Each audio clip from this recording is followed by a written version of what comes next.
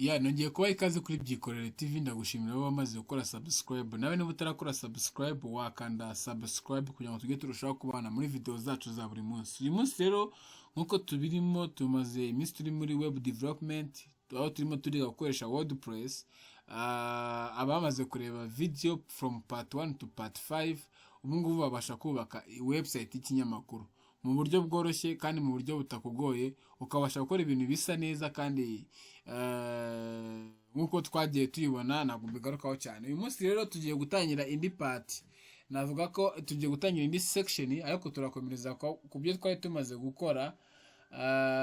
Tugiye no gutangira icyo bita Elementor. Elementor ni iki? Elementor ni plugin cyangwa se ni tool yo muri WordPress idufasha kubaka website mu buryo bworoshye, imaking ibintu bikaba bikoroha nyine. Tuvuga urugero, niba wifuza kubaka website ifite design runaka washushanyije ku rupapuro, muri Elementor ubasha gushushanya design yawe ukayikora nk'uko ubyifuza. Iroroha cyane, ni drag and drop. Iroroshye cyane, uraterura ugatereka mu yandi magambo mu kinyarwanda cyiza. Ntabwo bigoye nyine. Niba warakoreshejeho Photoshop, warakoreshejeho Figma, warakoreshejeho izindi tools za designing, ni the same. Niba warakoreshejeho wenda like publisher, abantu bagiye bakoreshaho utuntu kwa designing iraborohera cyane. Rero natinze tugiye gutangira n'ubundi dukora nkuko twabikoze bwa mbere. Tubanza twubake database ko tugiye gutangira locally. Creating a database, turayita reka nyite Brave ni urugero, Brave DB, sorry, nyite DB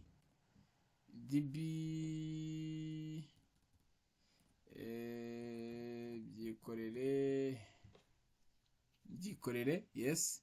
And then ndangiza creating database, na creatinze. And then ikindi mpita nkora, ndatanza muri file zanjye, nze muri htdoc. Ninza hano muri ndaza example ngiye mitenza muri htdoc and then creating a folder, creating a new folder, nyite ngo kono tugiye gukora website. And then niba nanditse ngo, ndahita nza nkuko twabikoze ubushize, ngiye kureba ya WordPress na downloadinze iri zipped. And then where is it? Ngiyi nayibonye. And then ndayifungura, double click, and then nkore extract all.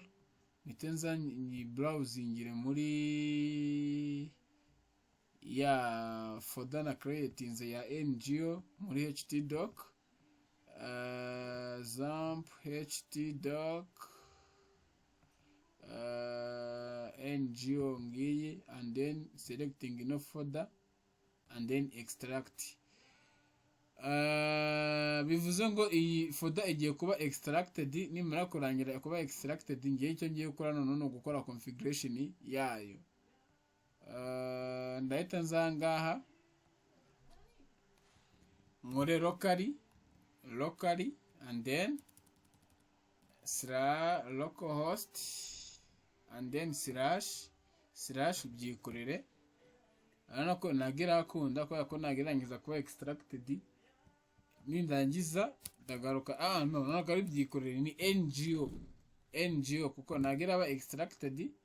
Urabona ko yamaze kugira amakuru. Ngiye gukora n'iki, ngiye gufata ino WordPress nyikorere extract, kuko ndamutse ngize gutya nkerekaho hano irimo yafunguka, ariko yafunguka iri mu yindi folder, yaba yongereye URL nyine. Najya bisaba ko nandika ngo WordPress nkabona kwandika ibindi bintu, ariko sibyo nshaka. Ndashaka ko nzajya nkirika nkaza kuri ngo gutya, nkata mfungura ino WordPress, izino data zirimo imbere. And then cut, ngaruke nzi pasting ahangaha. And then ni deleting iriya, sigarane data zimeze gutya. Nindangiza ngaruke hano refreshing ino page yanjye. Urabona ko endpoint yanjye ni ngo and then wp bisanzwe nyine. Language ni nubundi ibiri selective by default kurusha ziri by default, and then let's go. Ahangaha icyo nkora ni ugusettinga database, database yanjye yitwa BYIKORERE, and then ahangaha username ni root. Mu gusettinga database ahangaha nta password ushyiramo, aba ari free. And then iyo umaze kubirangiza and submit, you have to submit this page and then run the installation. Iyo umaze kubirangiza kuraninga installation itugufungurira page imeze gutya, n'ubundi ndandika ngo. Username yo ndayita admin, password yo ndashyiraho n'ubundi ni ibisanzwe Kigali, niyo ngomba gukoresha locally 2020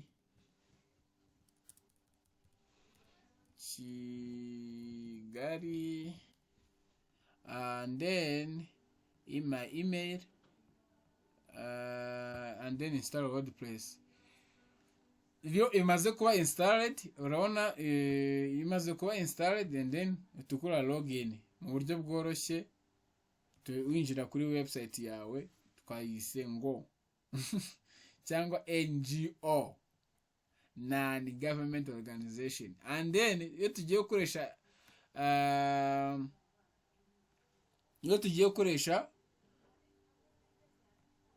gukoresha Elementor, hari theme bayita BizBank, niyo nkoresha, ita BizBank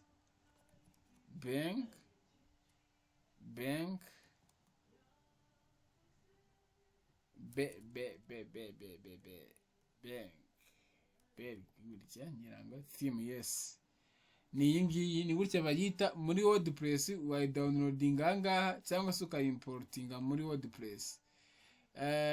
Icyo tugiye gukora ni iki, bimeze gutya. Hari iyo bita, hari n'indi bita Asta theme. Izi zose ni theme zikoreshwa kuri WordPress, kuri Elementor. Ni iyi ngiyi nayo muri WordPress birimo, wayi downloadinga, ariko nayo tuzayigarukaho tugiye gukora like no tuzakora nyuma, abo tuzakomezanya kwigana, tugiye gukora e-commerce tuzakoresha iyi ngiyi ya Asta, ariko right now kuri NGO reka dukoresha BizBank. Noneho tuzahangaha tujye kuri appearance, ibindi nabisobanuye byinshi. Tugitangira website yacu ireba gutya, localhost ngo. Urabona ukuntu website yacu iri kureba ni gutya, ariko tugiye kuyihindurira look. Katubena tu activating iyi ngiyi, urabona ko ihindura look, urabona ukuntu iri kureba. Noneho iyi nayo iyi designed by WordPress, iyi nayo ni Asta, ni part ya Asta, ariko nyine ni agaturu kayo, ibyo byasaba kubisobanura cyane ariko reka dukomeze. Izi zindi reka nzisibe, nababwiye impamvu tugomba gusiba, cyane cyane nk'abantu baba bafite bari gukorera online, bituma website yihuta, ikindi bikagabanya, bituma storage yawe uyirinda nyine kwa gushira vuba. Hanyuma then tujya kuri new hano. Iyo tumaze kubigarukaho cyane, icyo ukora noneho ntabwo twandikamo splash news, turandikamo BizBank gutya.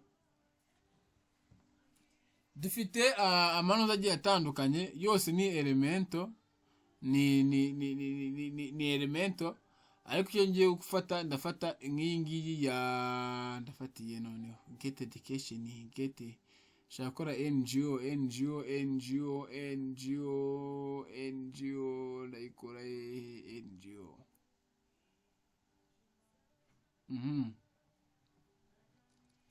NGO education shopping, ntabwo ariyo education, get education. Kamfate nk'ingiyi nayo ni NGO, kandi ifite igerageza kugira nuza zose ku buryo bizatworohera kubikora nkabibereka mu buryo bwihuse. Kadukoreshe nk'iyi ngiyi, iyi ni agency ya, ntabwo ari NGO.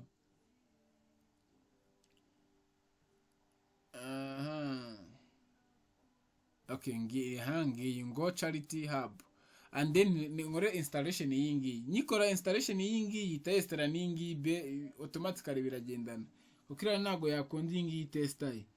Rero imaze kuba installed turarindira kanya gato.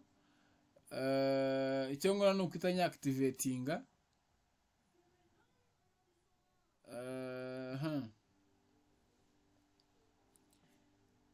Iyo nkoze activation itindi komanda ama plugin ikeneye ko nestara, harimo bita form 7, contact form 7, ingi ya demo importer, akaza n'ingi Elementor page builder, niyo tugiye guheraho kuko nshaka iyo tukestara. Ushobora gukanda ahangaha uka begin installing, and then ukaklikaho all kwa kundi twabikoze, and then install.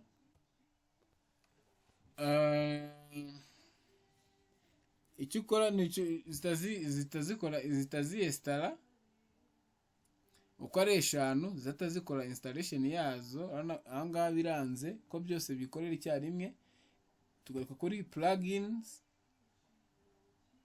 Iyo byanze gutya naberetse ko ituza ukajya westara imwe, urabona ko hari hamaze kuba installed imwe yonyine ibanza, izindi zitazanga.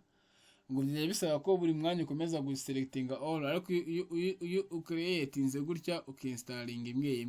Reka tuse nka refreshing page turebe uko bikuza bisa noneho.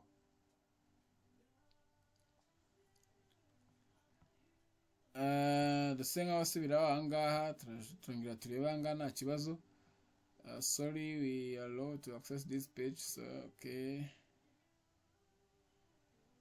Ahangaha icyo dukora niki, biriya bikubwiye usa nk'usubira inyuma, arigiye babyateye n'ibintu byinshi wafunguye. Hano nguko ni gutya iri kuza isa website yacu, iraza isa gutya. Rero tugiye gukoresha Elementor tuyidesigninge ize isa neza gutya ahangaha imeze. Ni ibintu byoroshye cyane, tugiye kubikora hamwe kandi biraza kugenda neza, turabikora bigende neza. Hanyuma dusigaje iyi Elementor nayo tuye customer tuye-activating. Urabona still dufite page isa gutya nkuko namaze kwibabwira.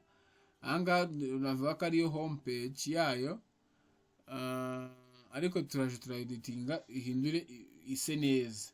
Urabona iyi Elementor rero ni nashaka ko twestara, urabona ko yarangiye nayo imaze kugeramo.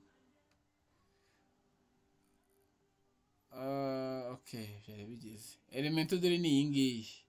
Iyo imaze kuyestara urabona kuntu isa imeze, ibimeze gutya n'ubundi n'izindi ntantu bitandukanye n'izindi zisanzwe. Igira setting, role manager, tools, system info, getting started. Getting started no kwiregisteringa wowe, tutangira kwiregisteringa we cyangwa wa creating. Ariko akenshi biba byiza iyo ukoresheje iri registered. Hano uza ngo connect your account. Ni connecting your account ni ngo ubugiye guhuza web yawe na Elementor online. Nyine kugira ngo ukore ubashe kugira access kuri tool nyinshi. Ubwo wishyuye ariko bire abantu bamaze kwishyura. Ubwo cyangwa ushaka kwishyura ukanda kuri upgrade. Iyo kanze kuri upgrade tugufungura page ku ruhande, ugakora login cyangwa se ukora sign up kugira ngo uchuzinge plan. Rero ko amafaranga ku mwaka wishyura $59 kuri Pro 1 Pro site. Kuma website 2-3 nako wishyura $49.